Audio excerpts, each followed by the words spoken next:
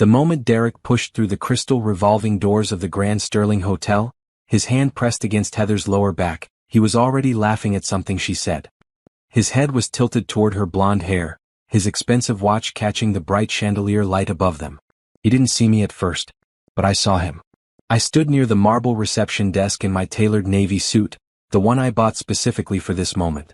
My heels clicked against the polished floor as I took 3 steps forward, positioning myself directly in his line of sight.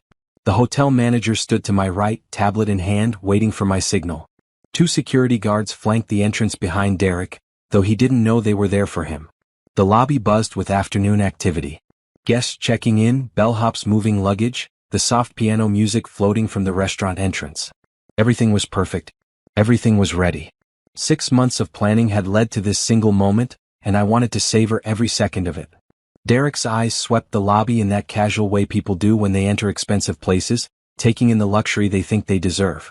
His gaze passed over me once, then snapped back. I watched his face change in real time. First confusion, then recognition, then something that looked like his soul leaving his body. He stopped walking so abruptly that Heather stumbled in her red stilettos, grabbing his arm to steady herself. She looked up at him, confused, then followed his frozen stare to where I stood.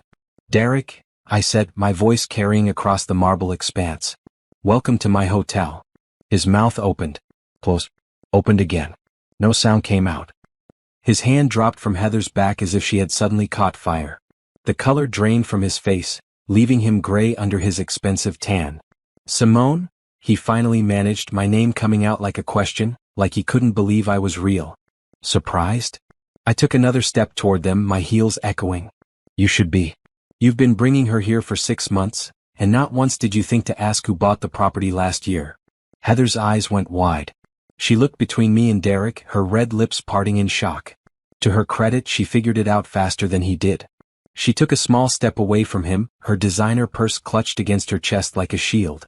"This is impossible," Derek said, his voice finally working but sounding strangled. "You can't. How did you? How did I afford it?" I smiled, but there was no warmth in it. "That's what you're wondering, isn't it? How your wife, the woman you thought had no money of her own, bought a 5-star hotel in the city's most exclusive district." The hotel manager stepped forward, right on cue. "Mrs. Brooks, shall I show you the reservation details for Mr. Brooks and his guest?" I nodded. The manager held up his tablet, turning it toward Derek. "Mr. Brooks, you've stayed here 14 times in the past 6 months. Always the same suite. Always charged to your credit card, which as of yesterday, has been flagged in our system." Derek's face went from gray to red. "Now wait just a minute." "No," I cut him off, my voice sharp enough to slice through his attempt at control. "You don't get to talk yet. You don't get to explain or make excuses or try to charm your way out of this. For once in your life, Derek, you're going to stand there and listen." People in the lobby had started to notice the scene. A woman with shopping bags paused by the elevators. A businessman looked up from his phone. The desk clerk pretended to organize papers while obviously eavesdropping. I didn't care. Let them watch. Let them all see what Derek Brooks really was. "Simone, please," Derek said, his voice dropping to that intimate tone he used to use when he wanted something from me. "Can we talk about this privately? This is embarrassing for everyone." "Embarrassing?" I laughed, and it sounded cold even to my own ears. "You brought your mistress to a hotel 14 times, spent thousands of dollars of our money on her, and you're worried about embarrassment now?" Heather made a small sound, something between a gasp and a whimper. She was looking at the floor now, her face as red as her shoes. Derek reached for her arm, but she yanked it away. "Don't touch me," she hissed at him. "How long have you known?" Derek asked me, his voice hoarse. "Long enough," I said. "Long enough to plan this. Long enough to buy this hotel using my maiden name, which you never bothered to remember mattered. Long enough to have you investigated, to document every lie you told me, every late night you claimed was work. Long enough to protect myself legally and financially." His eyes widened at that last part. "What did you do?" "What I should have done years ago," I replied. "I took care of myself. I stopped trusting you to be the man you promised to be on our wedding day. I stopped believing your lies." The security guards moved closer, not threatening but present. Derek noticed them for the first time. His jaw clenched. I could see him trying to calculate his options, trying to figure out how to regain control of a situation that had never been his to control. "The suite you reserved for this weekend?" I continued. It's been cancelled. Your credit card has been declined. And before you think about making a scene, I should tell you that every major news outlet in the city has a reporter on speed dial, just waiting for me to confirm the story about Derek Brooks, the businessman who used company funds to wine and dine his mistress. That hit him like a physical blow. You wouldn't. Try me, I said, and I meant it. Try me and find out exactly how far I'm willing to go to make sure you never forget this day. Heather spoke for the first time, her voice shaky. I didn't know he was still married. He told me you were separated. I turned my gaze to her and she flinched. That's what they all say, isn't it? And you believed him because you wanted to. You saw the wedding ring tan line on his finger and you chose to ignore it. You took his gifts and his money and you didn't ask questions because you liked what you were getting. I'm not a bad person, she whispered. I don't care what kind of person you are, I said flatly. You're nothing to me. You're a problem that solved itself. But you should know that Derek here has been telling his business partners that his wife is crazy, that I'm unstable, that I'm the reason he's been stressed at work. He's been setting up his exit strategy, getting ready to leave me with nothing while he runs off with you and the money he's been hiding. Heather turned to look at Derek with new eyes. Is that true? Derek said nothing. His silence was answer enough. Get out of my hotel, I told them both. Both of you. And Derek? Check your email. My lawyer sent the divorce papers an hour ago. You'll also find a very detailed accounting of every penny you stole from our joint accounts to spend on her. I want it all back and I will get it back one way or another. Derek's hands curled into fists at his sides. For a moment I thought he might try to argue, might try to fight back.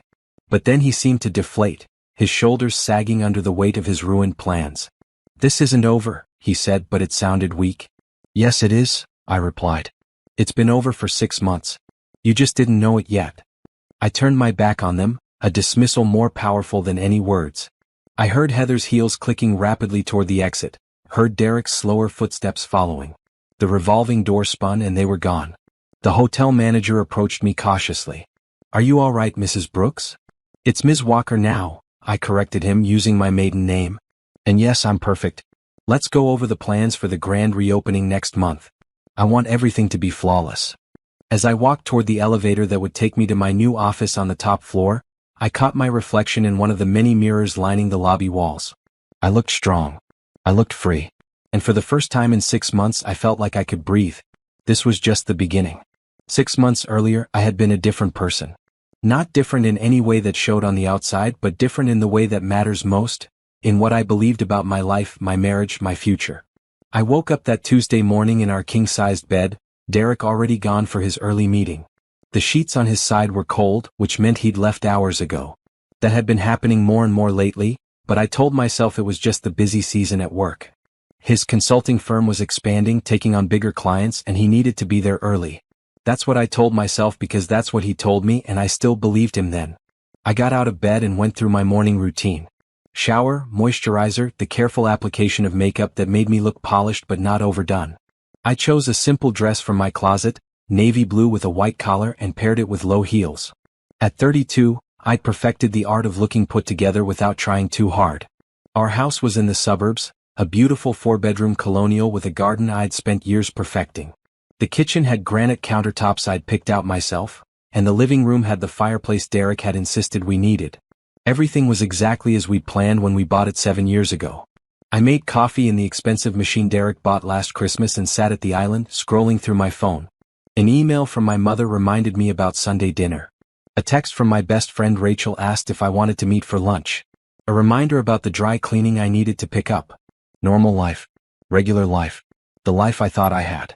Derek came home late that night after 9.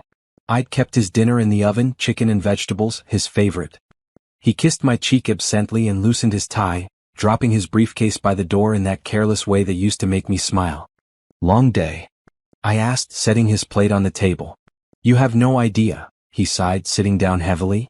The Patterson account is being difficult. We might lose them if we can't present a better proposal. I sat across from him, sipping water while he ate. Is there anything I can do to help? He looked up at me and something flickered in his eyes. Something I couldn't read then but would understand later. No, baby. I got it handled. Just need to put in more hours, that's all. You've been putting in a lot of hours lately, I said carefully. Maybe you need to hire another associate to help with the workload? Can't afford it right now, he said, focused on his food. Once we land a few more big clients, maybe. But for now, it's just me and the team pulling double duty. I nodded, accepting this explanation like I'd accepted all the others. The late nights. The weekend conference calls. The business trips that seemed to happen more frequently. I was a good wife. A supportive wife.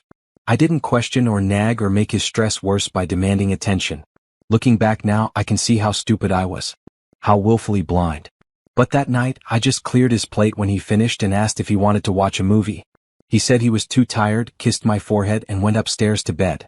I stayed downstairs, straightening up the kitchen that was already clean, watering the plants, doing all the small tasks that filled my evenings. Our marriage had been good once.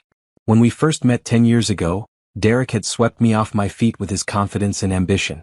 He was building his consulting firm from nothing, working 80-hour weeks, and he was so passionate about his dreams that I couldn't help but believe in them too. We got married after 2 years of dating. I wore my grandmother's veil and carried white roses. Derek cried when I walked down the aisle, and when he said his vows, I believed every word. For better or worse. In sickness and in health. Until death do us part. I'd meant those words with everything in me. In the early years we'd been a team. I'd helped him build his business, doing bookkeeping on weekends, hosting dinners for potential clients, making sure he had everything he needed to succeed. When he finally landed his first major corporate account, we'd celebrated with champagne on our apartment balcony, and he told me he couldn't have done it without me. Somewhere along the way that partnership had faded. As his business grew, my role shrunk. He hired a real bookkeeper, then an office manager, then a full staff. He didn't need me the same way anymore. And I'd been okay with that because I'd thought it meant we could focus on us, on building our family, on enjoying the life we'd worked so hard to create. But Derek had other ideas. He threw himself deeper into work, taking on more clients, traveling more, networking constantly. I'd suggested we try for kids, but he'd said the timing wasn't right. Maybe next year. Maybe when things settled down. Things never settled down. I started filling my days with other things. I volunteered at the library. I took cooking classes. I renovated the guest bathroom and planted a vegetable garden. I had lunch with friends and went to book club and pretended that my increasingly empty marriage was just a phase that all couples went through. My mother noticed. She cornered me at Sunday dinner one week, maybe 3 months before everything fell apart. "Simone, honey, are you happy?" I'd been loading the dishwasher, my back to her. "Of course I'm happy. Why wouldn't I be? You just seem distant lately. And Derek barely looks at you anymore." "He's stressed with work," I said automatically. "Once this busy season is over." "There's always going to be a busy season," my mother cut me off gently. "That's not an excuse for neglecting your marriage." I turned to face her, defensive. "He's not neglecting anything. We're fine. We're just going through a normal period that all marriages go through." My mother had looked at me with sad, knowing eyes. "If you say so, baby. But if you ever need to talk, I'm here." I'd hugged her and changed the subject, uncomfortable with how close she'd come to the doubts I kept locked away. Because I did have doubts. I just didn't want to look at them too closely. 2 weeks after that conversation, I noticed the first real red flag. Derek left his credit card statement on his desk in the home office.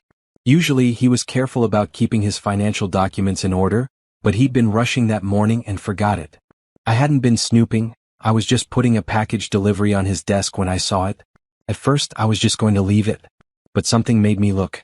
Maybe intuition. Maybe just curiosity. There were charges I didn't recognize. Expensive restaurants I'd never been to. A jewelry store where he hadn't bought me anything. And most confusing, hotel charges. Multiple hotel charges in our own city, on nights when Derek had supposedly been working late at the office. My hands started shaking as I held the paper. There had to be an explanation. Maybe he was taking clients out. Maybe the jewelry was for a colleague's retirement gift. Maybe the hotel charges were for out-of-town clients he was putting up. But even as I made these excuses in my head, I knew. Deep down, in that place where we keep the truths we're too scared to face, I knew.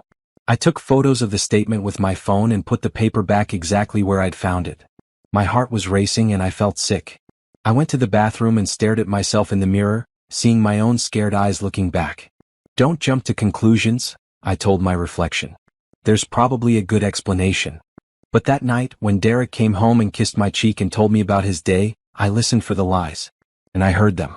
In the way he wouldn't quite meet my eyes when he talked about working late. In the way he changed the subject when I asked about his upcoming business trip. In the way he checked his phone constantly, smiling at messages he didn't share with me. I'd been looking at my husband and I'd realized I didn't know him anymore. That night, after he fell asleep, I lay awake in the dark and made a decision. I wouldn't confront him yet. I wouldn't cry or scream or fall apart. I would find out the truth first. All of it. And then I would decide what to do. I had no idea that decision would lead me here to this moment, to standing in the lobby of a hotel I now owned, watching my husband's face as his world collapsed. But that was still months away. That night, I was just a woman lying next to a stranger, feeling her marriage crack apart in the silence. I hired the private investigator on a Thursday afternoon. His office was in a part of town I'd never been to, above a dry cleaner on a street where nobody I knew would ever see me. His name was Gregory Foster and he had kind eyes but a serious face. He'd been recommended by Rachel, who'd used him during her own divorce 2 years earlier. I need to know if my husband is cheating on me, I told him, sitting in his cluttered office with my purse clutched on my lap. Gregory didn't look surprised or judgmental. He just pulled out a notepad and clicked his pen. Tell me what's made you suspicious. I laid it all out. The credit card charges. The late nights. The way Derek's phone was suddenly password protected when it never had been before. The business trips that seemed too frequent. The distance between us that had grown from a crack to a canyon. I need proof, I said. If I'm wrong, I need to know that too. But if I'm right. My voice caught. If I'm right, I need to know everything. I need evidence that will hold up if this goes to court. Gregory nodded. I'll need some information from you. Your husband's schedule, his office address, the places he frequents. Do you have access to his computer or phone? His computer sometimes. His phone, no. Not anymore. That's fine. I can work with what you have. He slid a contract across the desk. My services aren't cheap, but I'm thorough. If your husband is hiding something, I'll find it. I signed the contract with shaking hands. When I wrote the check for his retainer, I used my personal account, the one Derek didn't have access to. He didn't know about that account. He didn't know about a lot of things. For years I kept my family money separate. My father had died when I was 25, leaving me and my mother a substantial inheritance. My mother had taken her half and retired early. I'd put mine in investments and savings, keeping it quiet, keeping it safe.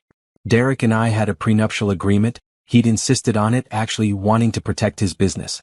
But that prenup also protected my inheritance. He had no claim to it and I'd made sure it stayed that way. I'd been raised by a mother who'd watched her own mother lose everything in a divorce. Always keep something of your own, she told me. I don't care how much you love him. Keep your own money, your own bank account, your own credit card. You never know what might happen. At the time, I thought she was being paranoid. Now I was grateful for her paranoia. Gregory called me 3 days later. I have something. Can you come to the office? I made an excuse to Derek about meeting Rachel for lunch and drove to Gregory's office with my heart in my throat. He met me at the door and led me inside, his expression carefully neutral. I'm not going to lie to you, Mrs. Brooks. What I found isn't good. He opened a manila folder and spread photographs across his desk. My hand went to my mouth. There was Derek, clear as day, his arm around a blonde woman I didn't recognize. We're walking into a hotel, the Grand Sterling, ironically. The next photo showed them in a restaurant, holding hands across the table. Another showed them kissing in a parking garage. Her name is Heather Patterson, Gregory said. She's 26. She's been working as your husband's executive assistant for about 8 months. 8 months. My vision blurred with tears, but I blinked them back furiously. I wouldn't cry. Not yet. There's more, Gregory continued. I tracked his credit card usage and cross-referenced it with her social media posts. They've been seeing each other at least twice a week, sometimes more. Always the same hotel. He checks in under his own name, pays with his credit card. He's not even trying to hide it, I whispered. A lot of them don't, Gregory said. They think they're invincible. They think they won't get caught. I stared at the photos. Derek's face in those pictures looked happy. He was smiling in a way he hadn't smiled at me in years. And this girl, Heather, she was looking at him like he hung the moon. I need more, I said. I need dates, times, everything. I need a complete record. I can do that, Gregory said. But Mrs. Brooks, I have to ask, what are you planning to do with this information? I looked up at him and I felt something shift inside me. The hurt was there, sharp and aching, but beneath it was something else. Something cold and clear and determined. I'm going to make sure he regrets every lie he ever told me, I said. Gregory studied me for a moment, then nodded. I'll get you everything you need. Over the next 3 weeks, Gregory compiled a file that was both devastating and comprehensive. Photos, dates, receipts, witness statements from hotel staff, even records of gifts Derek had charged to our joint credit card and given to Heather. I read through it all, sitting at my kitchen table while Derek was at work, probably with her. Each piece of evidence was a knife to the heart, but I didn't let myself fall apart. Not yet. I had work to do. I called my lawyer, the one who'd handled my father's estate. Her name was Patricia Chin, and she was known for being brilliant and ruthless in divorce cases. When I walked into her office with Gregory's file, she took one look at my face and poured me a glass of water. "Tell me everything," she said. I did. I laid out the affair, the evidence, the financial situation. I explained about my separate inheritance and the prenup. Patricia took notes, asked questions, and nodded along. "Here's what I need to know," she said when I finished. "What do you want out of this?" "Everything," I said immediately. "I want him to lose everything he used our money for. I want my share of our joint assets. I want him exposed for what he is. And I never want to see his face again." Patricia smiled, and it wasn't a nice smile. "Then let's get started." That's when she told me something interesting. "You know, the Grand Sterling Hotel just went on the market. The previous owners are retiring and they want a quick, quiet sale." I frowned, not understanding why this mattered. "Okay. You said your husband takes his mistress there regularly. That it's their special place." Understanding dawned. "How much are they asking?" Patricia told me the number. It was substantial but not impossible. With my inheritance and my investments, I could afford it. Barely. "What if I bought it?" I asked slowly. "Then you'd own the place where your husband has been conducting his affair. You'd have access to all their records, all their security footage. You'd have control." Patricia leaned forward. "And when the time is right, you could make sure he knows exactly what you've done." The idea was insane. It was dramatic and over the top and exactly the kind of thing that only happened in movies. But as I sat there, thinking about Derek's lies and Heather's smug face in those photos, I felt something fierce and powerful rise up in me. "Let's do it," I said. Patricia raised her eyebrows. "Are you sure? This is a major investment, and there's no guarantee." "I'm sure," I interrupted. "My whole life I've been careful. I've been safe. I've been the good wife who didn't make waves. And where did it get me? Cheated on and lied to. So yes, I'm sure. I want that hotel." It took 2 weeks to make it happen. I used my maiden name, Simone Walker, for all the paperwork. The sellers were thrilled to have a quick, cash buyer. Patricia handled the legal details, making sure everything was airtight and completely separate from anything Derek could touch. When the keys were handed to me in Patricia's office, I held them in my palm and felt their weight. These keys represented more than just property. They represented my future, my freedom, my revenge. "Now what?" Patricia asked. "Now we wait," I said. "We gather more evidence, we make sure everything is documented. And when the time is right, we spring the trap." I went home that night and made dinner like always. Derek came home late like always. He kissed my cheek and complained about his day, and I smiled and nodded and pretended I didn't know that he'd spent his lunch hour in room 312 of my hotel with his assistant. I played the role of the oblivious wife perfectly. Because I'd learned something important over those weeks of investigation and planning. I'd learned that I was stronger than I thought. I'd learned that I could smile while my heart was breaking. I'd learned that I could be strategic and patient when I needed to be. Derek had underestimated me. He'd thought I was just the supportive wife, the woman who existed to make his life easier. He'd forgotten that I had my own mind, my own resources, my own power. He was about to remember. My Aunt Caroline died on a Tuesday in March. I hadn't seen her in 5 years. She was my father's older sister, a woman who'd never married, never had children, and had spent her life building a real estate empire that spanned 3 states. She was eccentric and brilliant and intimidating, and when I was growing up, I'd been both fascinated by her and terrified of her. After my father died, Aunt Caroline and I had grown apart. She didn't approve of Derek, said he had empty eyes and a hungry mouth, and I'd been too defensive of my marriage to listen. We'd exchanged Christmas cards and the occasional phone call, but nothing more. So when her lawyer called to tell me she'd passed away from a stroke, I felt guilty for all the years I'd let slip by. "She left you something," the lawyer said. "We need to schedule a reading of the will." I assumed it would be a small bequest. Maybe some jewelry or family photos. Aunt Caroline had always been charitable, and I figured most of her estate would go to foundations and causes she supported. I was wrong. The lawyer's office was downtown, in one of those old buildings with marble floors and wood paneling. I sat in a leather chair across from his enormous desk, and he slid a folder toward me. Your aunt was very specific about this, he said. She wanted you to have full access to these assets immediately upon her death. No waiting period, no complications. She set it up years ago. I opened the folder and stared at the numbers. Then I blinked and stared again because surely I was reading it wrong. That can't be right, I said. It's correct, the lawyer assured me. Your aunt's estate is worth approximately $38 million. The bulk of it, $30 million, goes to you. The rest is divided between various charities. The room spun. $30 million? Yes. She was very clear that your husband was not to have any access to these funds. They're to be held in your name only, completely separate from any marital assets. She was quite adamant about that.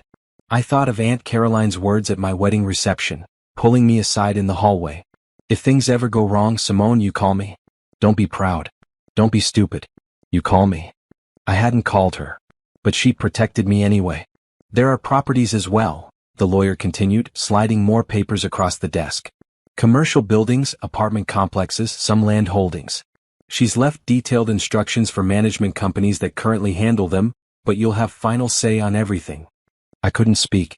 I just sat there, holding papers that represented more money than I'd ever imagined having.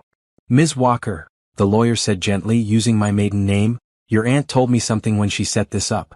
She said you were smarter than you gave yourself credit for, and that one day you'd need these resources to save yourself. She wanted to make sure you had them when that day came. Tears burned my eyes. Aunt Caroline had known. Somehow she'd known. She also left you a letter, he said, handing me an envelope. I opened it with shaking hands. The handwriting was Aunt Caroline's, bold and decisive. Simone. If you're reading this, I'm gone, and I hope you're not too sad about it. I've lived exactly the life I wanted, and I have no regrets. I'm leaving you my fortune because you're my brother's daughter, and he would want you taken care of. But more than that, I'm leaving it to you because I know you'll need it.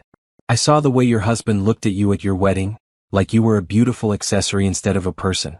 I saw the way you dimmed yourself to make him shine. Don't waste your life being small for a small man, Simone. Use this money to be big. Be bold. Be the woman I know you can be. And if that husband of yours has betrayed you the way I suspect he will, use every penny of this fortune to make sure he never forgets what he lost. Love always, Aunt Caroline. I pressed the letter to my chest and let myself cry. Not for my marriage, I'd already mourned that. But for the aunt who'd loved me enough to plan for my future, even when I couldn't see it myself. The timing was perfect. I'd already bought the hotel using my first inheritance. Now I had the resources to build something even bigger. To not just survive Derek's betrayal, but to thrive in spite of it. When I left the lawyer's office, I sat in my car for a long time thinking. Derek had no idea this money existed. He didn't know about the properties or the investments or the opportunities now opening up before me. He thought I was dependent on him. He thought I needed him. He was about to find out how wrong he was. I called Patricia from the car. I need to see you. Something's changed. In her office an hour later, I laid out the inheritance. Patricia's eyes widened. This changes everything, she said. I know. And I want to use it. I leaned forward. The hotel is just the beginning. I want to build something real. I want to take the properties Aunt Caroline left me and turn them into a business empire. I want to be so successful that Derek sees my name in the business section of every newspaper and realizes what an idiot he was. Patricia smiled. I like the way you think. But you'll need help. Property management, business development, marketing. I'll hire the best, I said. Money isn't an object anymore. Over the next month, I assembled a team. A property manager who'd worked with Aunt Caroline for decades.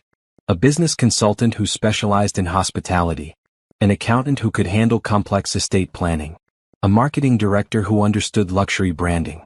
I met with them in secret, using conference rooms in hotels across the city, never the same place twice. Derek thought I was taking a cooking class on Thursdays and having lunch with friends on Tuesdays. He barely paid attention anyway, too focused on his own activities, which I knew included long lunches with Heather at trendy restaurants I couldn't afford with our joint money.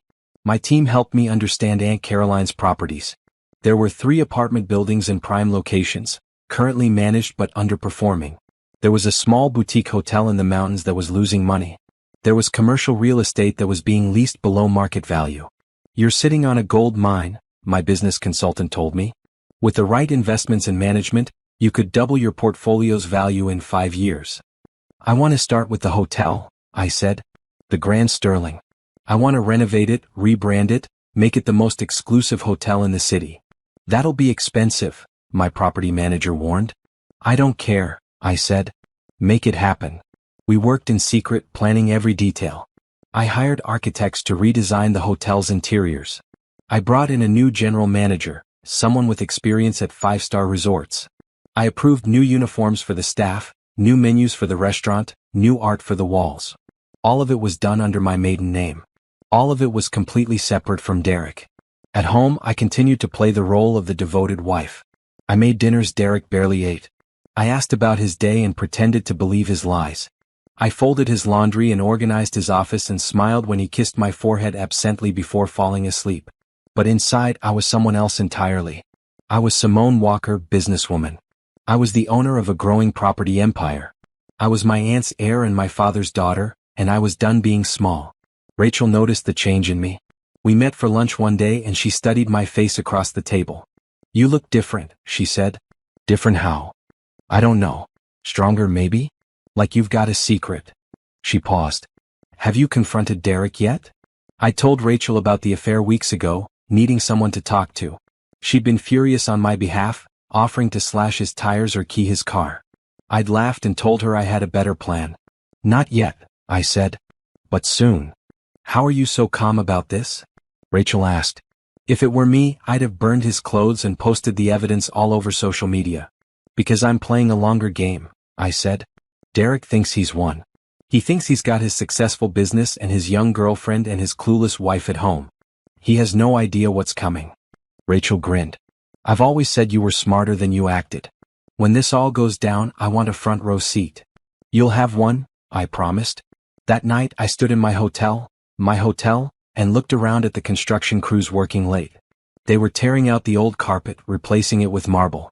They were installing new light fixtures, crystal chandeliers that cost more than Derek's car.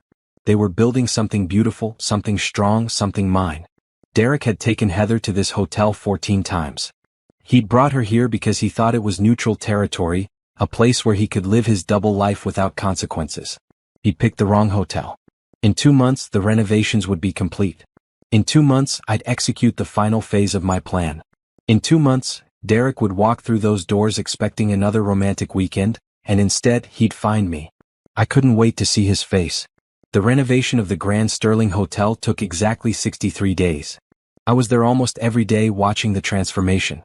In the mornings, I'd tell Derek I was going to a yoga class or meeting a friend for coffee. Then I'd drive downtown to the hotel and spend hours with contractors, designers, and my management team. The hotel had good bones but needed modernization. We gutted the rooms, installing smart technology and luxury bathrooms with rainfall showers and heated floors. We redesigned the lobby, removing the dark wood paneling and replacing it with light marble and glass. The old restaurant became a modern space with an open kitchen and a menu crafted by a chef we'd poached from a Michelin-starred establishment. This is going to cost more than we initially projected, my property manager, Glenn, warned me one afternoon. We were standing in what would become the new penthouse suite, watching workers install floor-to-ceiling windows. I don't care about the cost, I said. I want this hotel to be perfect. Glenn nodded. He was in his 50s, had worked with Aunt Caroline for 20 years, and never questioned my decisions. Your aunt would be proud of what you're building here. I hope so, I said softly. While the hotel was being renovated, I was also working on Aunt Caroline's other properties. The apartment buildings needed updating, so I approved renovations for those as well. New appliances, fresh paint, modern security systems. The boutique hotel in the mountains needed a complete rebranding, so I hired a team to transform it into a luxury ski resort. I was building an empire, piece by piece, and Derek had no idea. At home, our marriage continued its slow death. Derek was barely there anymore. He'd come home after I was asleep and leave before I woke up. When we did see each other, our conversations were surface level and meaningless. How was your day? He'd ask, scrolling through his phone. Fine, I'd answer, not bothering to elaborate. He never asked for details. He never showed real interest. He was just going through the motions, maintaining the appearance of a marriage while living his real life elsewhere. I knew from Gregory's reports that Derek was with Heather almost every night now. They'd graduated from hotel rooms to her apartment, a small place downtown that Derek was paying for. He was also paying her credit cards, buying her clothes and jewelry, taking her on weekend trips he told me were business conferences. He's gotten sloppy, Gregory told me during one of our weekly meetings. He's not even trying to hide it anymore. I think he's planning to leave you soon. Let him plan, I said. It won't matter. Gregory showed me new photos. Derek and Heather at a beach resort. Derek and Heather at a fancy restaurant. Derek and Heather looking at apartments in the city's most expensive neighborhood. He's looking at places for them to live together, Gregory explained. I talked to the realtor, pretending to be a prospective buyer. The agent said Derek told her he was recently separated and looking for a fresh start. Recently separated, I repeated, tasting the lie. We're not separated. We're living in the same house. He's setting up his exit strategy, Gregory said. Building a narrative where you're the problem so he can play the victim when he leaves. I'd expected this, but it still stung. Derek was rewriting our history, turning our marriage into something it never was, painting me as someone I wasn't. Does Heather know he's lying about being separated? I asked. Hard to say, Gregory said. Either she knows and doesn't care, or she's buying his story. Either way, she's complicit. I added this information to my growing file. Every lie, every betrayal, every dollar spent, I documented it all. Patricia was building the divorce case systematically. We have enough evidence for adultery which affects asset division. But I'm also investigating his business finances. I think there's more going on there. She was right. When my forensic accountant dug into Derek's company records, we found discrepancies. Money moving from business accounts to personal accounts. Expenses that didn't match up with company activities. Cash withdrawals that weren't documented. He's been embezzling from his own company, my accountant explained, showing me spreadsheets that made my head spin. He's hidden it well, but it's there. He's been taking money for years, probably to fund his lifestyle. Can we prove it? I asked. With time, yes.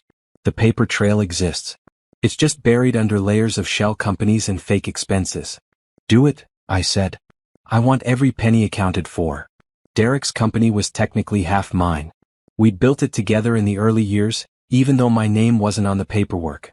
He'd used our joint money to get it off the ground, which meant I had a claim to it. If Derek had been embezzling, that was a crime.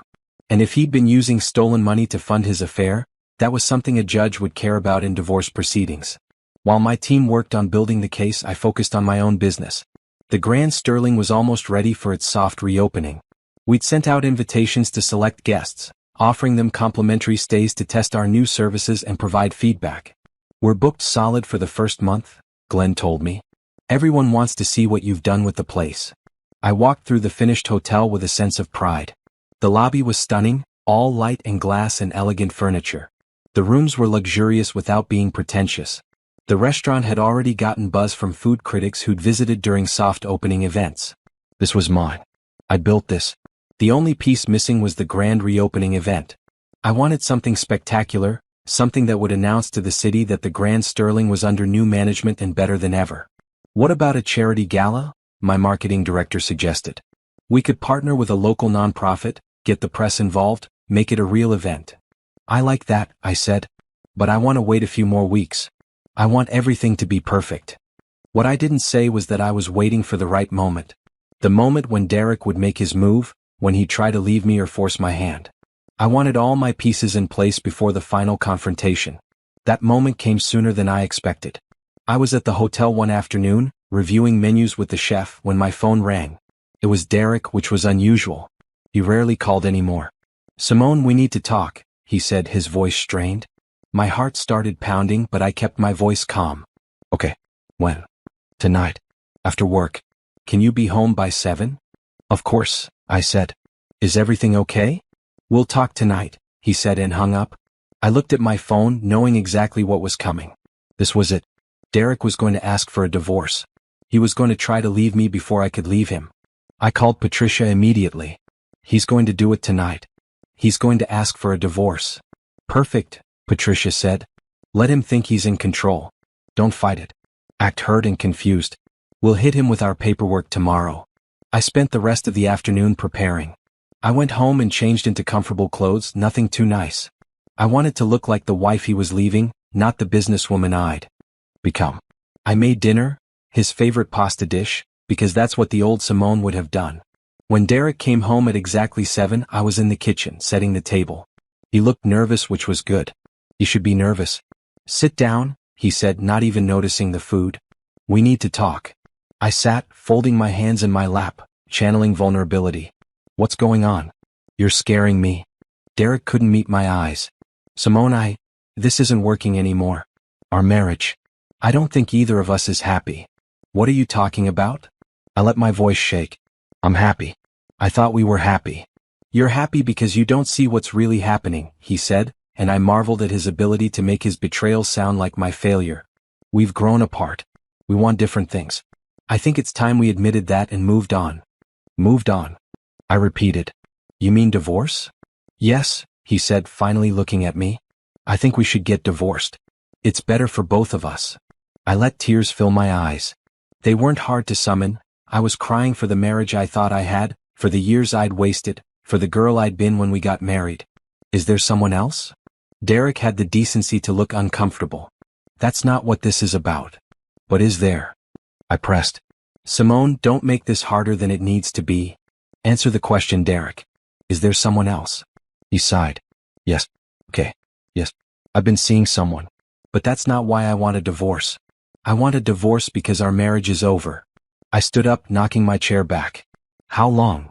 Does it matter? Yes, it matters. How long have you been cheating on me? About 8 months, he admitted. 8 months. The same amount of time Heather had been his assistant. He'd been lying to me for 8 months and I'd known for most of them. Get out, I said, my voice breaking. Simone. Get out of this house. I can't look at you right now. Derek stood up, looking almost relieved. I'll stay at a hotel tonight. We can talk about the details tomorrow. Fine, I said. Just go. He grabbed his keys and his phone and walked out. I heard his car start, heard him drive away. Then I collapsed into a chair and let myself cry real, ugly tears that I'd been holding back for months. But they weren't tears of sadness. They were tears of release. The trap was set. Tomorrow Derek would get the surprise of his life. I didn't sleep that night. Instead, I sat in my living room with a cup of tea, watching the hours tick by, thinking about everything that had led to this moment. At 6 a.m, I called Patricia. He did it. He asked for a divorce and admitted to the affair. Perfect, Patricia said, sounding wide awake despite the early hour. Did you record the conversation? Every word, I confirmed. I'd set up a recording app on my phone before Derek came home, and it had captured everything. Excellent. Give me 2 hours and then I'll have the papers delivered to his office. We're filing first, which gives us the advantage. He's going to be served while we're already 3 steps ahead. What about the hotel plan? I asked. That's up to you, Patricia said. We can proceed with the divorce without the dramatic confrontation, or we can wait and give him the full experience of discovering what you've built. I thought about it for a moment. Part of me wanted to move forward immediately, wanted to end this marriage as quickly as possible. But another part of me, the part that had been lied to and betrayed for 8 months, wanted Derek to feel what I'd felt. Wanted him to experience the shock of discovering that nothing was as he thought. I want the confrontation, I said. I want him to know exactly what he lost. Then we'll time everything perfectly, Patricia said. Trust me. By 10 that morning, Derek had been served with divorce papers at his office. Gregory texted me a photo of the process server walking out of Derek's building. I imagined Derek's face as he opened the envelope as he realized I'd beaten him to it. My phone started ringing almost immediately. Derek's name flashed on the screen. I let it go to voicemail. He called again. And again. After the 5th call I finally answered. What the hell, Simone? His voice was angry now, the guilt from last night completely gone. You had me served at my office? In front of everyone? You wanted a divorce, I said calmly. I'm giving you one. We were supposed to talk about this like adults. We did talk. You told me you've been cheating on me for 8 months. What else is there to discuss? The terms, he sputtered. The division of assets, the settlement. That's what lawyers are for, I said. Mine will be in touch with yours. You don't even have a lawyer, Derek said, and I could hear the smugness creeping back into his voice. You don't know anything about divorce law. You're going to need my help to navigate this. I almost laughed. I have a lawyer, Derek. A very good one. And I've had her for months. Silence. What? You're not the only one who can plan ahead, I said. Now if you'll excuse me, I have things to do. I hung up before he could respond and blocked his number. Any communication from this point forward would go through our lawyers. Patricia called 30 minutes later. His lawyer just contacted me. Derek is furious and wants to expedite everything. He's claiming you're being vindictive. I haven't even started being vindictive, I said. I love it, Patricia laughed. Okay, here's the timeline. We've filed for divorce citing adultery. We're demanding a full accounting of all marital assets and business finances. We're also putting a freeze on the joint accounts so he can't drain them. Can we do that? We can, and we did. He'll have access to his own earnings, but the joint money is locked down until the divorce is settled. And Simone? We found something interesting in his business accounts. My pulse quickened. What? He's been planning to liquidate some business assets. We think he was going to hide the money before divorcing you, which would have left you with nothing. But because we filed first, we caught him before he could do it. I closed my eyes, feeling sick. Derek hadn't just been unfaithful. He'd been planning to rob me. There's more, Patricia continued. The forensic accountant found the embezzlement trail. Derek has been stealing from his own company for at least 3 years. We're talking hundreds of thousands of dollars. What do we do with that information? We can turn it over to the authorities, but that might complicate the divorce. Or we can use it as leverage to get you everything you deserve in the settlement. Your choice. I thought about it.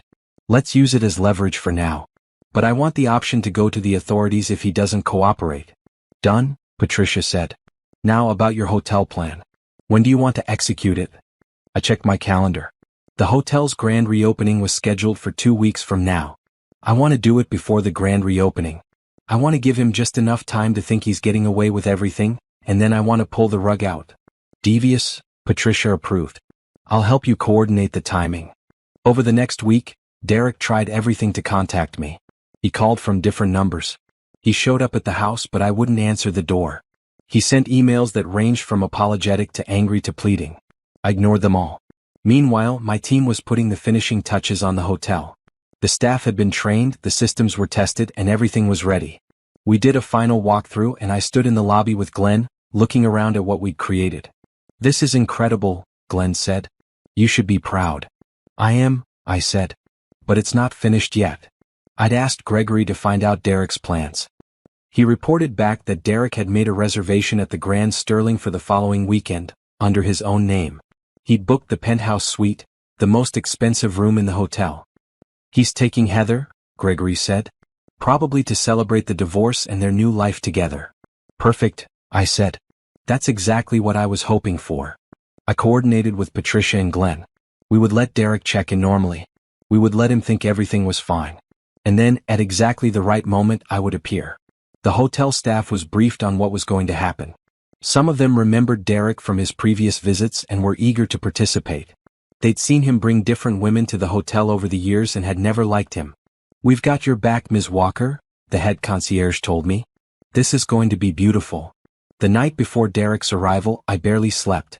I was nervous and excited and terrified all at once. This was it. The moment I'd been planning for months. The moment when Derek would finally understand what he'd lost. I spent hours choosing my outfit. I wanted to look powerful, successful, and completely unbothered. I settled on a navy blue suit with a white silk blouse and my favorite heels. I had my hair done at a salon, styled in a sleek bun. I kept my makeup simple but polished. When I looked in the mirror the morning of the confrontation, I saw a woman I barely recognized. Gone was the uncertain housewife who'd made dinner for a husband who didn't appreciate her. In her place was someone stronger, someone who'd built an empire while her marriage crumbled. I arrived at the hotel 3 hours before Derek's reservation time. I wanted to be there, in my office on the top floor when he checked in. I wanted to watch him on the security cameras, see him laugh with Heather, watch him think he was getting away with everything. Glenn came to my office with coffee and a knowing smile. Big day. Biggest day, I agreed. At exactly 3 o'clock, Derek's car pulled up to the hotel entrance. I watched on the security feed as the valet opened his door, as Heather stepped out of the passenger side in a dress that was too tight and heels that were too high. They walked into the lobby hand in hand. Derek was smiling, saying something that made Heather laugh. They looked happy. They looked like a couple in love without a care in the world. The desk clerk checked them in smoothly, handed them key cards and directed them to the elevators. They didn't notice the security guards positioned carefully around the lobby. They didn't notice the cameras tracking their every move. They didn't notice me watching from above. I gave them an hour to settle into their room. I wanted them comfortable, relaxed, thinking they had the whole weekend ahead of them. Then I called Glenn. It's time, I said. Glenn smiled. Let's go introduce you to your guests. We took the elevator down to the lobby. My heart was pounding but my hands were steady. This was my hotel. This was my moment. And Derek was about to get the shock of his life. The elevator doors opened and I stepped out into the lobby I'd rebuilt from the ground up. The staff straightened, ready for the show. I took my position near the reception desk, exactly where I'd be visible the moment Derek and Heather came downstairs. Glenn sent a message to their room through the hotel system. Complimentary champagne service available in the lobby lounge. Please join us for a welcome toast. I watched the elevator indicator. Floor 12. Floor 11. Floor 10. They were coming. The elevator doors opened and there they were. Derek in casual slacks and a polo shirt. Heather in that ridiculous dress, clinging to his arm. They stepped into the lobby looking around for the champagne service. And then Derek saw me. I watched his face change exactly as I'd imagined it would. The smile dropped. The color drained. His steps faltered and Heather stumbled slightly when he stopped moving. This was the moment. This was my revenge. I smiled and took a step forward. Hello, Derek. Welcome to my hotel. Time seemed to slow down as I watched Derek's face cycle through emotions. Confusion. Disbelief. Or understanding. His mouth opened and closed like a fish out of water, no sound coming out. Heather looked between us, her grip tightening on Derek's arm. What's going on? What's going on? I said, my voice carrying across the lobby. Is that your boyfriend just realized he's been bringing you to a hotel that I own? That's impossible, Derek finally managed to say. His voice was hoarse, strangled. You can't. How did you? How did I buy a hotel? I finished for him. With my money, Derek. My inheritance. The money you never bothered to ask about because you assumed I had nothing of my own. I gestured to the space around us. Take a good look. Every piece of furniture, every light fixture, every inch of marble under your feet. I paid for it. I renovated this entire building while you were busy lying to me. Derek's face flushed red. You're insane. You bought an entire hotel just to, what? To humiliate me? No, I said calmly. I bought this hotel because it was a good investment. The humiliation is just a bonus. Heather tried to pull Derek toward the exit, but he was rooted to the spot, staring at me like I'd grown a second head. Around us, other guests had started to notice the scene. A couple by the elevators paused. The concierge behind his desk was barely hiding his grin. Glenn appeared beside me, tablet in hand. Ms. Walker, should I show them their guest history? Please, I said. Glenn turned his tablet so Derek and Heather could see the screen. Mr. Brooks, you've stayed at this hotel 17 times in the past 9 months. Always the same suite. Always with the same guest. He nodded toward Heather. Would you like me to read the room service orders? The charges to your credit card. That's private information. Derek sputtered. Actually, I said, as the owner of this hotel, I have access to all guest records. And as your soon-to-be ex-wife, I have access to all your credit card statements, which show every penny you spent here. Every bottle of expensive wine. Every room service meal. Every rose petal turn-down service you ordered. Heather's face had gone pale. She was looking at Derek now with something like betrayal in her eyes. You told me this was our special place. That you'd never brought anyone else here. I haven't. Derek said quickly. Simone, tell her you've never been here before. Oh, I haven't been here as a guest, I agreed. But I've been here every day for the past 2 months, overseeing the renovations. I've been in your favorite suite, actually. We completely redid it. New mattress, new furniture, new everything. I wanted to erase every trace of you. Derek's hands clenched into fists at his sides. You're enjoying this, aren't you? You've been planning this whole thing. I've been planning since the day I found out you were cheating on me, I said. Did you think I would just roll over and let you leave me for your assistant? Did you think I was that weak? I thought you loved me, Derek said, and there was something desperate in his voice now. I did love you, I replied, and I let him hear the past tense. I loved you enough to support you through building your business. I loved you enough to manage our home and our life so you could focus on your career. I loved you enough to trust you when you said you were working late or traveling for business. I took a step closer to him. But you didn't love me back. You loved my support and my cooking and the image of having a devoted wife. You loved that I didn't ask questions when you started lying. You loved that I made your life easy while you did whatever you wanted. That's not fair, Derek said weakly. What's not fair is that you spent our money on her, I gestured to Heather. What's not fair is that you embezzled from your own company to fund your affair. What's not fair is that you were planning to leave me with nothing while you started your new life. Derek's eyes widened. How do you know about the embezzlement? I smiled. I know everything, Derek. I've had a forensic accountant going through your business records for months. I know about the shell companies. I know about the fake expenses. I know about every dollar you stole. You can't prove anything, Derek said, but his voice lacked conviction. I can, I said. And I will, if necessary. My lawyer has all the evidence ready. We can turn it over to the authorities right now, or you can cooperate with the divorce settlement. Heather pulled her arm free from Derek's and took a step away from him. You stole money? You told me you earned everything legitimately. Heather, don't. Derek reached for her, but she backed away further. You lied to me, Heather said, her voice rising. You told me you were separated. You told me your wife was cold and didn't understand you. You told me you were building a future for us. I am building a future for us. Derek insisted. With stolen money? Heather's voice cracked. I didn't sign up for this. I didn't sign up to be part of some criminal investigation. There's no investigation, Derek said quickly. She's bluffing. I'm not, I said calmly. I pulled my phone from my pocket and showed them a number on my screen. This is the number for the district attorney's office. One phone call and this becomes a criminal matter instead of just a divorce case. Derek paled. Simone, don't do this. We can work something out. We already are working something out, I said. Your lawyer has my lawyer's demands. You give me what I deserve from our marriage and I'll keep your criminal activities between us. For now. What do you want? Derek asked. Everything you took from me, I said. My share of our joint assets. Repayment for every penny you spent on her. And most importantly, I want you out of my life forever. Glenn cleared his throat. Ms. Walker, should I cancel Mr. Brooks' reservation for the penthouse suite? Yes, I said. And please add him to our banned guest list. Mr. Brooks is no longer welcome at any of my properties. Your properties? Derek repeated. This isn't the only one? Did you think I stopped at one hotel? I asked. I own 3 apartment buildings, a boutique resort, and several commercial properties. I've been building a portfolio while you've been sneaking around with your assistant. My aunt left me quite a fortune, Derek. More money than you'll ever see. The information was hitting Derek like physical blows. He looked dizzy, unsteady on his feet. This is crazy. You've gone crazy. No, I said. I've gotten smart. There's a difference. A security guard approached, one of 2 I'd stationed for this exact moment.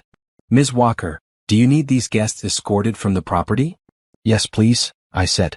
Immediately. You can't throw me out, Derek said, trying to pull together some dignity. I have rights. You have no rights here, I said. This is private property, and you're no longer a welcome guest. Leave now or security will help you leave.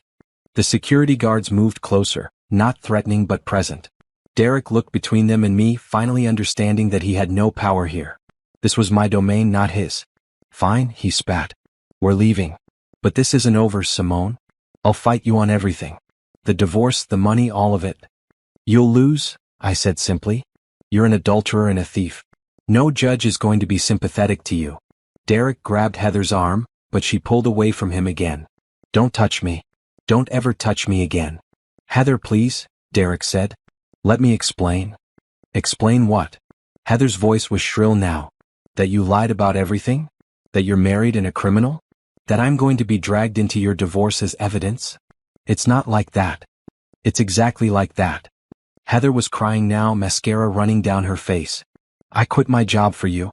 I turned down other opportunities because you promised me we had a future. And now I find out I was just your midlife crisis. She turned to me and I saw genuine fear in her eyes. Please don't drag me into this. I didn't know. I swear I didn't know he was still married. You knew enough, I said coldly. You saw the pictures on his desk at the office. You saw him check his phone constantly. You knew he was lying about something. You just didn't care because you liked the gifts and the attention. Heather opened her mouth to argue, then closed it. She knew I was right. Get out of my hotel, I said to both of them. Security will escort you to your car. The guards moved in, one on each side of Derek and Heather. They shepherded them toward the exit and I watched them go. Derek kept looking back over his shoulder, his face a mask of rage and disbelief. Heather was sobbing openly, stumbling in her ridiculous heels. When they were gone, when the revolving door had spun its last revolution, I let out a breath I didn't know I'd been holding. The lobby was silent for a moment, and then someone started clapping. I looked over to see an elderly woman by the elevators applauding. Then others joined in, the concierge, some guests who'd witnessed the scene, even the valet who'd just come inside. I felt my face flush. I hadn't expected this. I'd expected to feel triumphant, vindicated, powerful. Instead, I felt exhausted and strangely empty. Glenn approached me, concern in his eyes. "Are you all right, Ms. Walker?" "I don't know," I admitted. "Ask me tomorrow." I went upstairs to my office and closed the door. Through the window I could see the city spread out below me. My city now. My hotels, my properties, my empire. I'd won. Derek was destroyed, humiliated, facing criminal charges if he didn't cooperate with the divorce. I had everything I wanted, my freedom, my dignity, my revenge. So why did I feel like crying? I called Patricia. She answered on the first ring. "How did it go?" "Perfectly," I said, and my voice only shook a little. "He knows everything now." "Good," Patricia said. "Now we wait. He'll try to negotiate, but he has no leverage. We'll have everything wrapped up within a few months." "And then what?" I asked. "Then you move on with your life," Patricia said gently. "You build your business, you enjoy your success, and you forget Derek ever existed." "Yeah," I said. "That sounds good." But as I hung up the phone and looked around my beautiful office in my beautiful hotel, I wondered if it would really be that simple. I'd gotten my revenge. Now I had to figure out what came next. The news spread faster than I expected. By Monday morning, my phone was flooded with calls and texts. Friends I hadn't heard from in years. Business contacts offering congratulations. Even reporters asking for interviews about my new hotel empire. The story had gotten out, not the full details but enough. "Local woman launches luxury hotel chain," was the headline in the business section. The article mentioned my aunt's inheritance and praised my bold entrepreneurial spirit. It didn't mention Derek at all, which somehow made it worse for him. Rachel called me at 7 in the morning, screaming with joy. "I saw the article. Simone, you're famous. And you didn't tell me about all the other properties." "I wanted to keep it quiet until everything was settled," I said. "Well, it's not quiet anymore. Everyone's talking about it. Do you know what people are saying about Derek?" "I don't want to know," I lied. "Too bad, I'm telling you anyway," Rachel said gleefully. "Word is his business partners are furious. They saw the article about your hotels and started asking questions about where his money came from. Someone leaked the embezzlement story." I sat up straighter. "I didn't leak anything." "I know you didn't," Rachel said. "But someone did. Maybe one of his employees? Someone who knew what was happening and saw an opportunity? Either way, his reputation is destroyed." I should have felt triumphant, but I just felt tired. "I need to go. I have meetings all day." "Lunch this week?" Rachel asked. "I want to hear everything."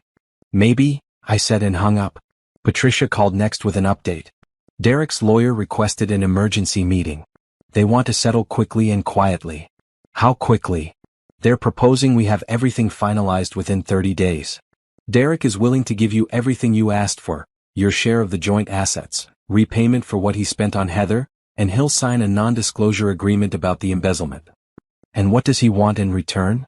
"For you not to go to the authorities. He wants to keep this civil, not criminal." I thought about it. Part of me wanted to see Derek face criminal charges. Wanted to see him in handcuffs, wanted him to face real consequences. But another part of me just wanted it to be over. "Tell him I'll agree on one condition," I said. "He has to tell his business partners the truth about what he did. I want them to know who they've been in business with. If he does that, I won't press charges." Patricia paused. "That's actually worse for him than criminal charges might be. His reputation in the business community will be destroyed." "Good," I said. "He destroyed our marriage. Let him see what that feels like." "I'll convey your terms," Patricia said. The divorce proceedings moved forward with surprising speed. Derek signed every paper put in front of him. He didn't fight for the house or the furniture or any of our shared possessions. He just wanted it over. I moved through those weeks in a strange haze. During the day I worked on my hotels. We had the grand reopening scheduled and I threw myself into planning every detail. At night, I sat in the house I'd shared with Derek and packed up 10 years of my life into boxes. I found our wedding album in a closet and sat on the floor, flipping through photos. There was Derek, young and happy, tears on his face as I walked down the aisle. There I was, smiling so big it looked like my face might crack open with joy. We looked like strangers to me now. I threw the album in a donation box and kept packing. Heather tried to contact me once. She sent an email to my personal account. I don't know how she got it, with "I'm sorry" in the subject line. The message was long and rambling. She talked about how Derek had lied to her, how she'd believed him when he said his marriage was over, how she'd never meant to hurt anyone. She said she'd lost her job and her apartment and her friends. She said she was moving back to her hometown to live with her parents. She ended the email with, "I hope someday you can forgive me." I deleted it without responding. I didn't care about Heather's problems or her apologies. She'd made her choices and now she was living with the consequences. That wasn't my problem anymore. Derek, on the other hand, was facing much bigger problems than a lost job and bruised ego. Gregory, still on my payroll to monitor the situation, reported that Derek's business was collapsing. Once his partners learned about the embezzlement, they'd forced him out. They were doing their own forensic audit to determine how much he'd stolen and whether they could recover any of it. "He's trying to sell his stake in the company," Gregory told me. "But no one wants to buy it. His reputation is toxic." "What about his personal finances?" I asked. "Disastrous," Gregory said. "He's got mounting legal fees, he owes you a settlement, and his income has disappeared. He'll probably have to declare bankruptcy."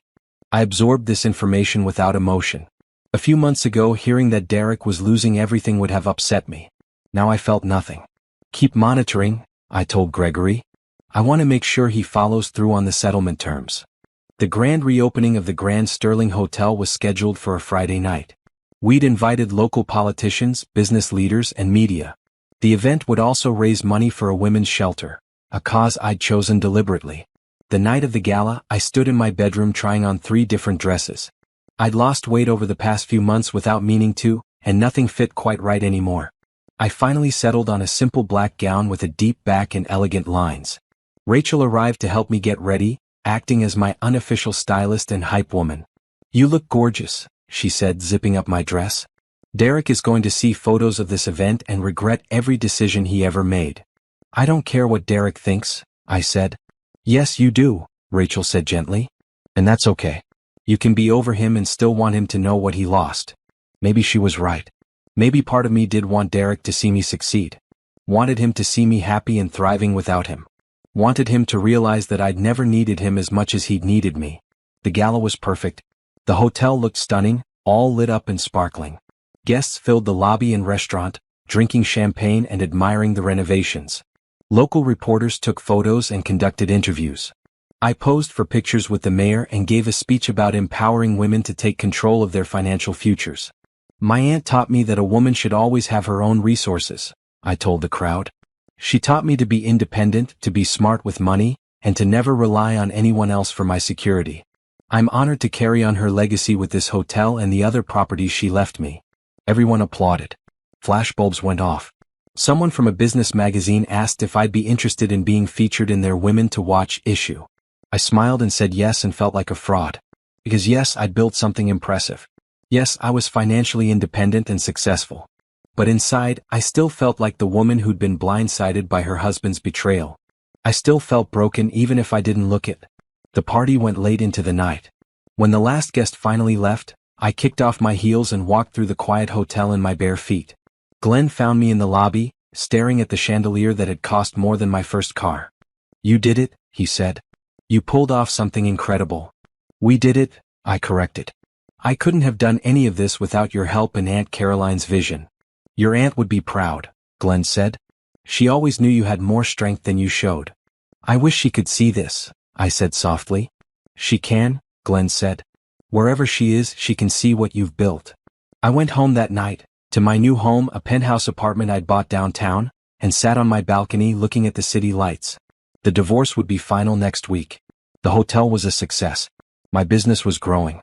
By all external measures, I should be happy. But I felt hollowed out, like someone had scooped out everything I used to be and left only a shell behind. My phone buzzed with a text from Rachel. "You were amazing tonight. I'm so proud of you." I smiled and texted back, "Thanks for being there." But after I sent it, I sat in the dark and cried. Not for Derek, not for my marriage, but for the girl I used to be. The one who'd believed in fairy tales and happy endings. The one who'd thought love was enough. That girl was gone and I was still figuring out who I was without her. 3 months after the grand reopening, I stood in the conference room of my corporate office, looking at expansion plans spread across the table. We have offers from 3 different cities, my business manager explained, pointing to marked locations on a map. Boston wants a Grand Sterling. So does Chicago. And we have investors in Miami interested in partnering on a resort property. What's the timeline? I asked. If we move fast, we could break ground on at least 2 properties by next quarter. I studied the proposals, feeling that familiar mix of excitement and anxiety.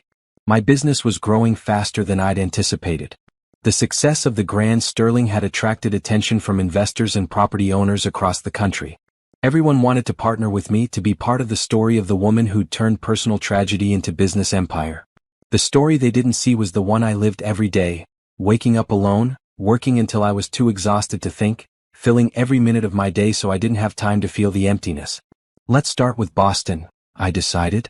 I want to fly out next week and see the properties in person.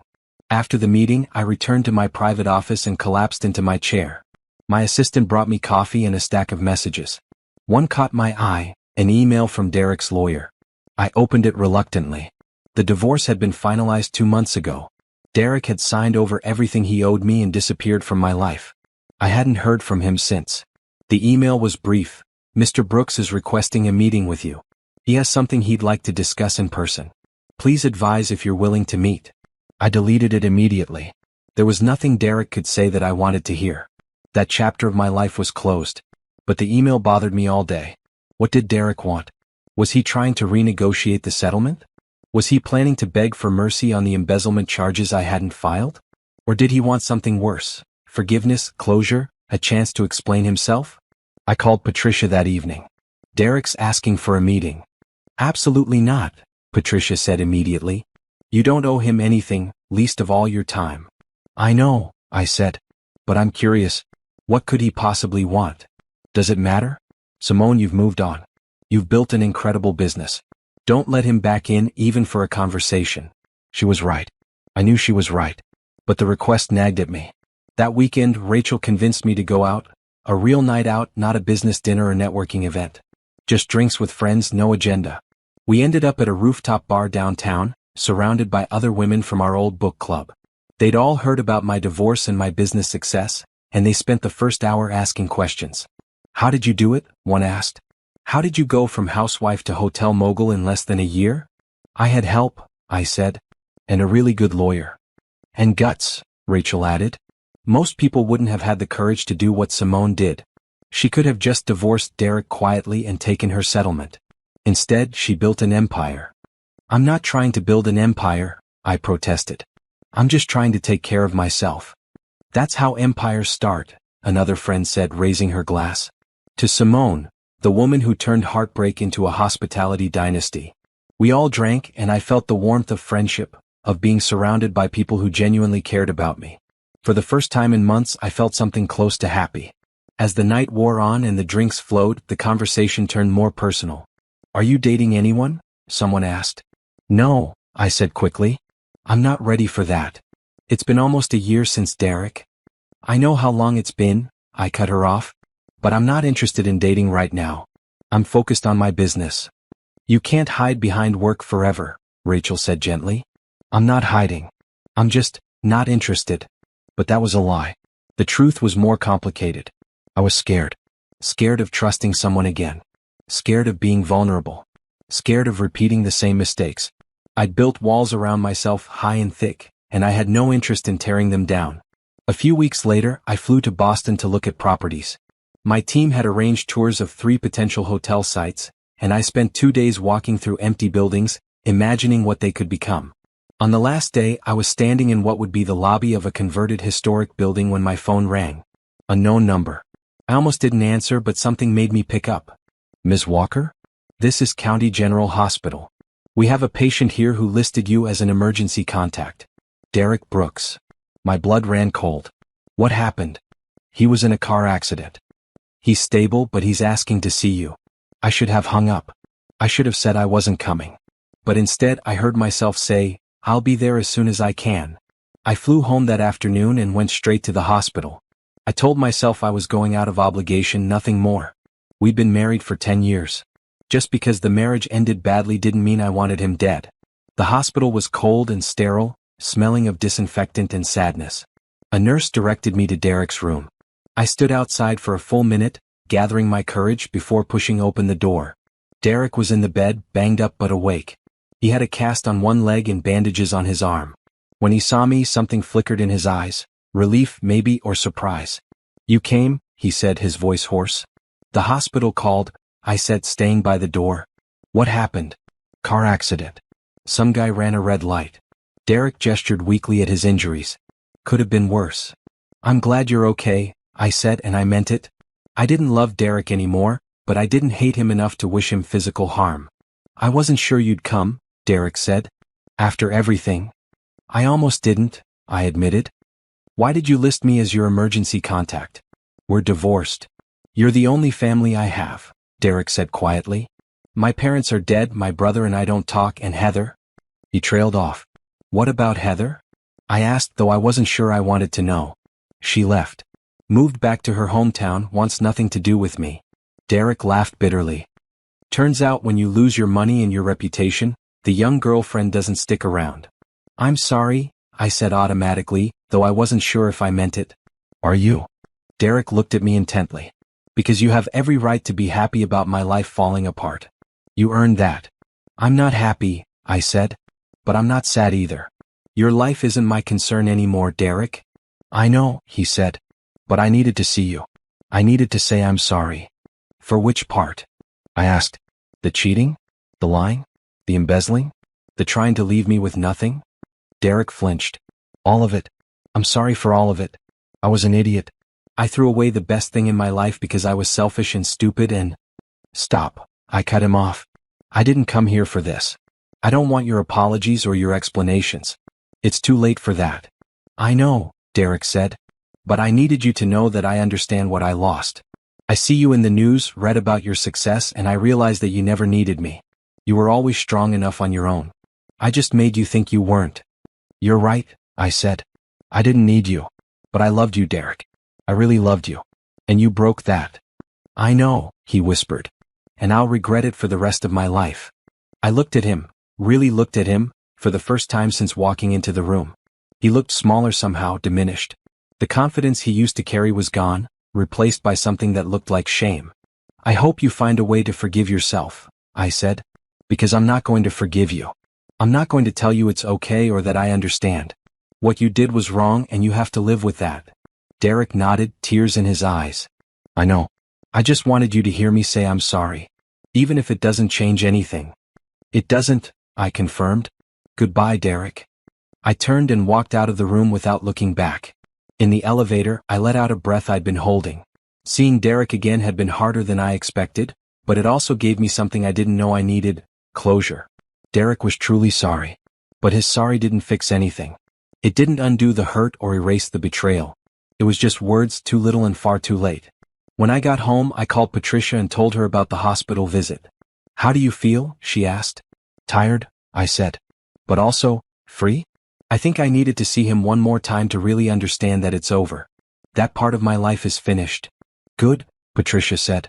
"Now you can really move forward." And for the first time I believed I could. 1 year later.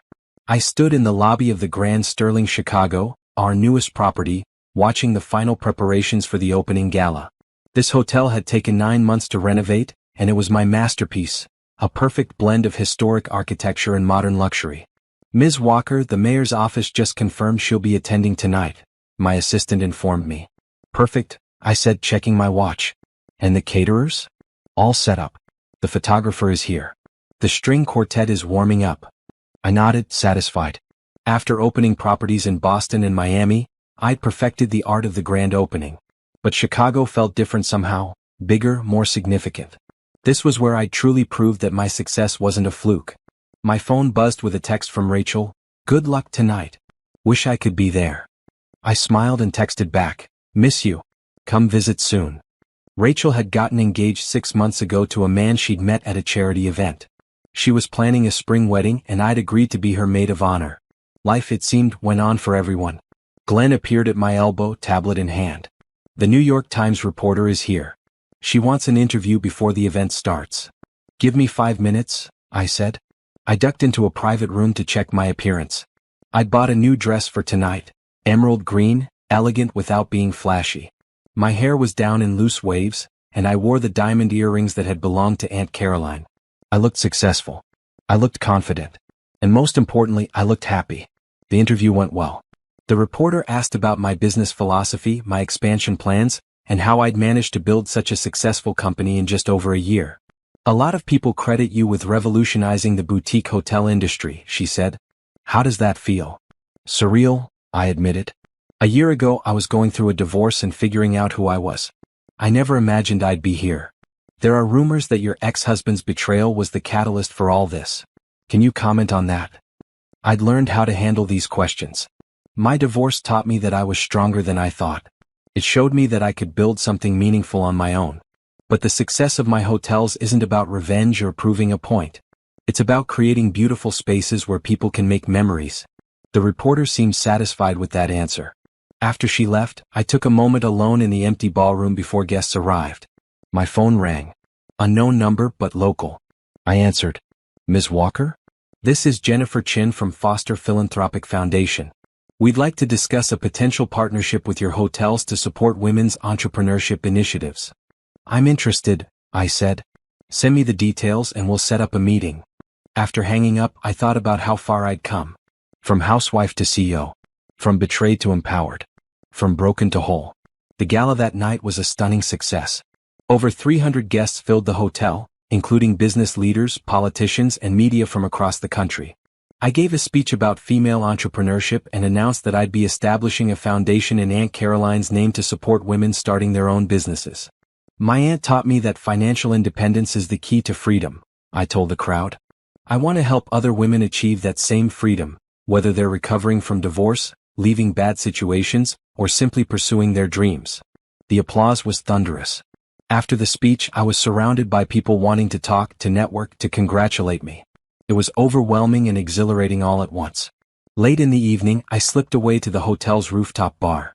Chicago spread out below me in a glitter of lights. I stood at the railing, champagne in hand, and let myself feel proud. Excuse me, are you Simone Walker? I turned to find a man standing a few feet away. He was tall, with kind eyes and a genuine smile. He wore a suit that said, successful professional, but not trying too hard. I am, I said. And you are? Thomas Richardson. I'm an architect. I actually bid on this project a year ago but didn't get it. I wanted to compliment you on what you've done with the space. It's incredible. Thank you, I said. Your firm was on our shortlist. The competition was tough. I can see why you went with the team you chose, Thomas said, gesturing at the space around us. They did beautiful work. Are you planning any more properties? We talked shop for 20 minutes. Construction challenges, design trends, the hospitality market. It was easy, comfortable conversation. Thomas was knowledgeable and funny, and he treated me like an equal, not like a curiosity or a tabloid story. I should get back to my guests, I said eventually, though part of me didn't want to. Of course, Thomas said. But before you go, would you be interested in having coffee sometime? I'd love to hear more about your expansion plans. I hesitated. Is this a business meeting or a date? Thomas smiled. Honestly, I'm not sure yet. Could it be both? I thought about it. A year ago, I would have said no immediately. Would have hidden behind my business and my walls and my fear. But standing there, looking at this kind stranger who made me laugh, I realized something. I didn't want to hide anymore. Coffee sounds nice, I said. Give me your card. We exchanged information and I returned to the party feeling lighter somehow. I wasn't looking for a relationship. I wasn't ready to trust someone with my heart again. But maybe, just maybe, I was ready to try being open to the possibility. The rest of the evening passed in a blur of congratulations and networking. When the last guest finally left around midnight, I kicked off my heels and walked through the quiet hotel one more time. Glenn found me in the lobby, looking at the chandelier that was the twin of the one in the original Grand Sterling. Another successful opening, he said. Thanks to you and the entire team, I replied. I couldn't do any of this without all of you. Your aunt would be so proud, Glenn said. I hope so, I said. I think about her every day. About what she taught me, what she gave me. This whole empire started because she believed in me when I didn't believe in myself. She gave you the resources, Glenn corrected. But you built this. Every decision, every risk, every success, that's all you. That night, I returned to my penthouse and stood on my balcony, looking out at the city. Tomorrow, I'd fly back to oversee operations at the other properties. Next week, I had meetings with investors about a potential expansion to the West Coast. Next month, I'd break ground on my charitable foundation. My life was full, busy, successful. And for the first time in over a year, I felt something close to joy. My phone buzzed with a message from Thomas. "Thanks for the conversation tonight. Looking forward to that coffee." I smiled and texted back, "Me too." I wasn't the same woman I'd been when I discovered Derek's betrayal. I wasn't even the same woman who'd confronted him in that hotel lobby a year ago. I'd been forged in fire, shaped by pain and tempered by success. I was Simone Walker, founder and CEO of Walker Hospitality Group. I was a businesswoman, a philanthropist, and a survivor. I was someone who'd taken the worst moment of her life and turned it into something beautiful. Derek had thought he was the main character in our story, the successful businessman with the devoted wife. But it had never been his story. It was mine. And I'd written myself a happy ending. I went inside, closed the balcony door, and started planning my next move. There were hotels to build, women to help, and a whole future to create. The past was behind me. The future was wide open. And I couldn't wait to see what came next.